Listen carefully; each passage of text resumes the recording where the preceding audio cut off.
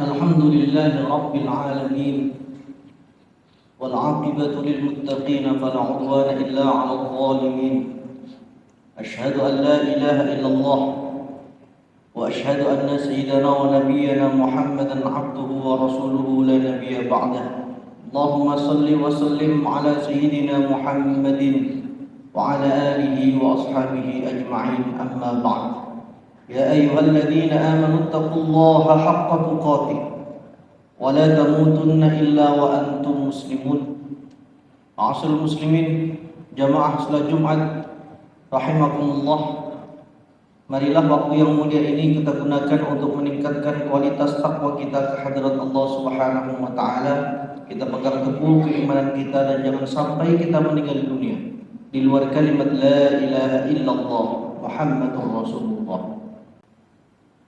Ma'asyiral muslimin yang saya muliakan, kita mungkin sering sekali mendengar nasihat dari pakar kesehatan, para dokter, para perawat, bahwa kita diperintahkan untuk sering-sering minum air putih agar ginjal kita tidak error sehingga kita terhindar dari cuci darah.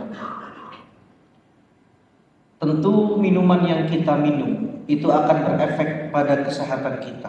Apabila kita minum menyehatkan, maka diri kita, jasad kita, fisik kita akan sehat. Namun apabila kita minum justru malah yang tidak menyehatkan, maka tentu fisik kita akan berpengaruh.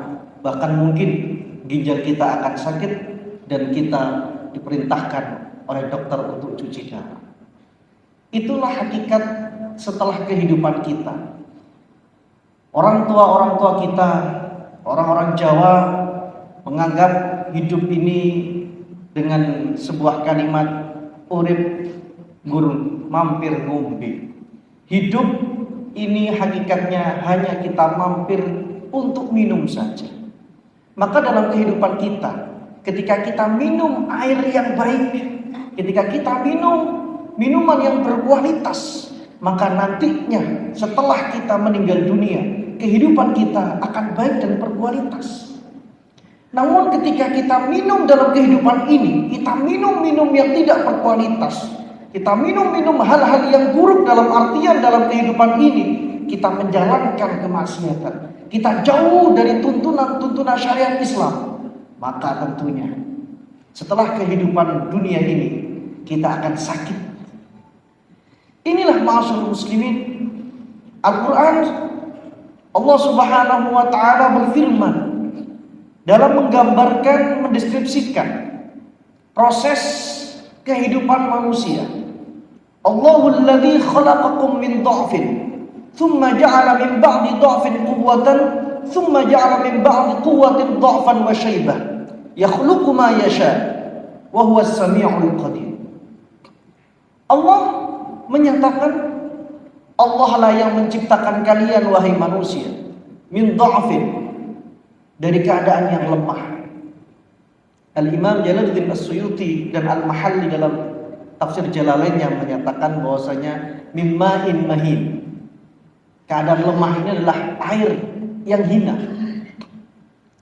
Tafsir Al-Qurtubi, Ibnu Katsir menyatakan dha'f di sini, lemah di sini adalah ketika kita dilahirkan di dunia ini dalam keadaan lemah. Anak kecil tidak bisa makan sendiri. Anak kecil tidak bisa, bahkan mungkin duduk sendiri, tidur sendiri, dan lain sebagainya. Kita diciptakan oleh Allah Subhanahu wa taala dalam keadaan lemah.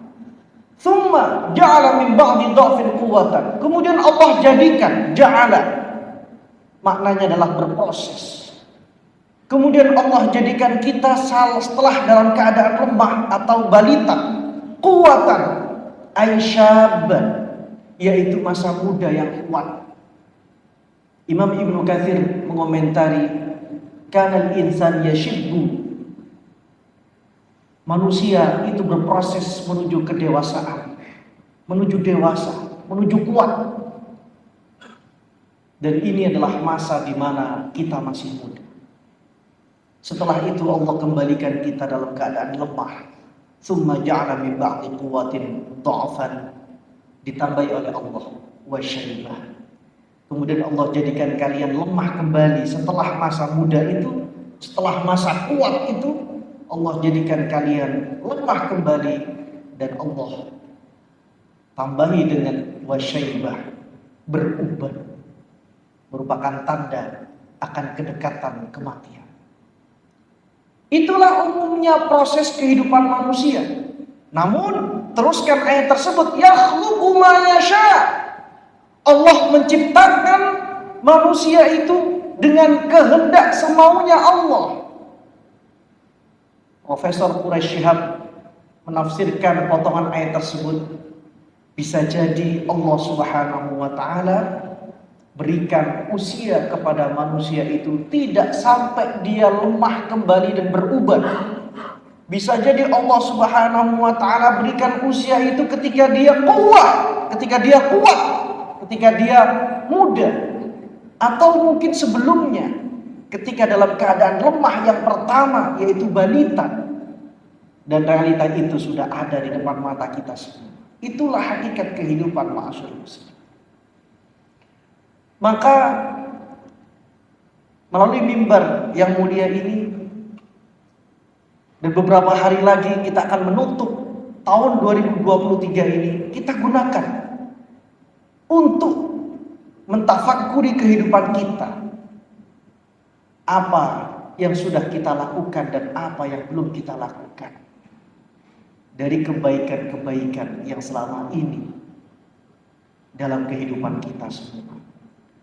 Mungkin yang masih muda, tahun 2024 saya ingin punya mobil, saya ingin punya ini, saya ingin hal-hal duniawi yang dikejar. Boleh, namun sertakan hal-hal ukhrawi juga dalam harapan dan capaian kita tahun 2024. Saya akan semakin rajin sholat berjamaah di masjid. Saya akan semakin rajin mendatangi kajian-kajian Islam.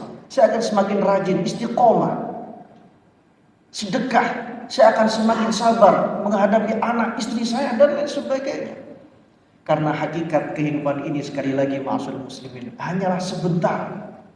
Urip gur mampir ngombe. Hidup ini sebatas kita istirahat dan minum minuman yang kita tekan. Tergantung apakah minuman kita itu baik, maka nantinya di alam kubur dan di akhirat Allah membalas kita dengan kebaikan. Faman ya'mal mithqala dzarratin khairan yarah. Sekecil kebaikan apapun pasti Allah lihat dan Allah balas. Hal jazaa'ul ihsan illa al-ihsan. Bukankah kebaikan itu dibalas oleh Allah juga dengan kebaikan pula? Sehingga selamanya ma'asyiral muslimin, hakikatnya orang yang baik tidak akan pernah rugi. Dan sebaliknya, orang yang jahat hakikatnya tidak akan pernah beruntung. Karena waman ya'mal mithqala dzarratin syarran yarah. Keburukan apapun yang dia dilakukan pasti Allah balas kelak di akhirat. Meskipun di dunia ini dia dalam keadaan bahagia, namun ketahuilah dan sadarilah, orang jahat, orang buruk akan mendapatkan balasan yang setimpal nantinya di akhirat oleh Allah Subhanahu wa taala. Fajza'u sayyi'atin sayyi'atun mithluha. Hadirin rahimakumullah, mari sekali lagi akhir tahun ini kita gunakan untuk merefleksi, muhasabah diri kita, bahwa yang paling dekat dengan kita adalah kematian. Jikalau Allah Subhanahu wa taala berikan kita jatah hidup sampai 2024, berarti kurang beberapa bulan atau saat lagi kita akan meninggalkan dunia yang fana ini, meninggalkan istri kita, anak cucu kita, rumah, mobil, dan semua yang selama ini kita capai. Namun apabila hidup ini kita gunakan sebaik-baiknya, maka insya Allah meskipun semua itu meninggalkan kita, ada satu yang tidak pernah meninggalkan kita, yaitu amal soleh. Rasulullah Sallallahu Alaihi Wasallam bersabda bahwasanya yatabi'ul mayyit thalathah. Ada 3 yang mengantarkan mayit sampai ke alam kuburnya. Yarji'u itsnan, yang 2 pulang dan yang 1 tetap menemaninya. Yang 2 pulang siapa? Ahluhu wa maluhu. harta dan keluarganya pulang dari kubur. Ketika dia sudah dikubur, maka harta dan keluarganya ini pulang. Faya baqa wahid, tinggallah satu. Apa itu? Yaitu amal. Mari sama-sama di sisa usia kita, di penghujung tahun 2023 dan menyongsong menyambut 2024, kita gunakan sebaik mungkin untuk kebaikan dan ketaatan. Bukan justru malah sebaliknya. Na'udzubillah tsumma na'udzubillah. Dan semoga Allah Subhanahu wa taala selalu berikan hidayah kita, petunjuk kita untuk melakukan ketaatan-ketaatan kepada Allah dan menambah bekal kita untuk perjalanan yang sangat jauh. Saya yakin sebagian dari jamaah mungkin ada yang sudah kemarin vacation, bepergian, rekreasi dengan keluarganya, atau yang akan melakukan. Tentu itu membutuhkan persiapan yang begitu banyak, uang yang begitu banyak, belum lagi pakaian yang harus di-packing dan sebagainya, kendaraan yang harus dicek dan sebagainya.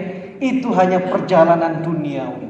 Lalu bagaimana dengan perjalanan ukhrawi yang tentunya lebih panjang daripada perjalanan kita di dunia ini? Maka sama-sama kita menjadi orang yang cerdas. Al-kayyisu, kata Rasulullah, orang yang cerdas, man dana nafsahu wa amila lima ba'dal maut. Orang yang cerdas, dia yang selalu memuhasabah, dia yang selalu mengevaluasi dirinya dan mengerjakan apa yang dia alami setelah kematian. Sedangkan orang yang bodoh sebaliknya, dia hanya berhura-hura, dia hanya bersenang-senang, namun dia lupa akan kehidupan setelah kehidupan dunia ini. Aqulu qouli hadza, astaghfiru rabbakum innahu kana ghaffara.